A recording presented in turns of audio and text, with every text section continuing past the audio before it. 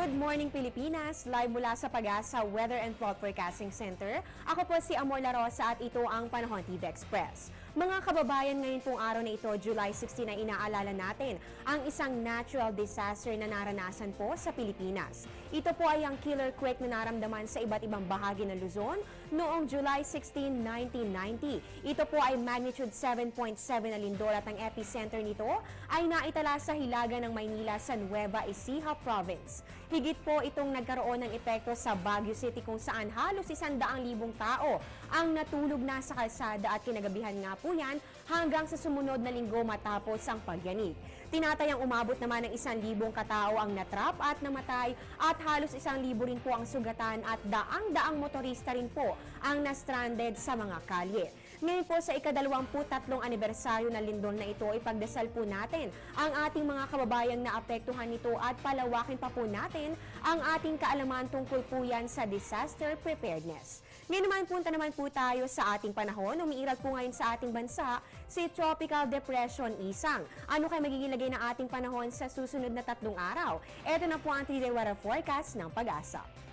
Para po sa Baguio City, maulang panahon po ang mararanasan. Yan po ay bukas at pati na rin po sa Huwebes. Pero sa Biyernes, asahan naman po ang improvements sa inyong panahon. Dito naman sa atin sa Metro Manila, malaki din po ang chance of rain. Yan po ay bukas at pati na rin po sa Thursday. Pero sa Friday, smile ka na ulit dahil good weather na ulit ang nag-iintay sa atin.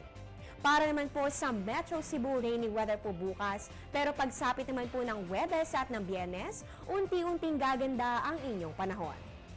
Para naman po sa mga Davaoenyo, magiging partly cloudy with isolated rain showers or thunderstorms. Yan po ay bukas at pati na rin po sa Thursday. Pero magiging maulan na po pagsapit ng Friday. At panghuli na lang po natin sa may Zamboanga City. Magiging bahagyang maulap ang kalangitan na may mga pulupulong pag-ulan o pagkidlat pagkulog. Simula po yan bukas hanggang sa Biyernes. Magbabalik po kaming matapos ang isang paalala. Download the Air 21 mobile app on your iPhone to avail of shipment tracking, rate calculator, and locations listing. Air 21 mobile app is also available on iPod Touch, iPad, Android, and BlackBerry. Know more about the Air 21 mobile app on air21.com.ph.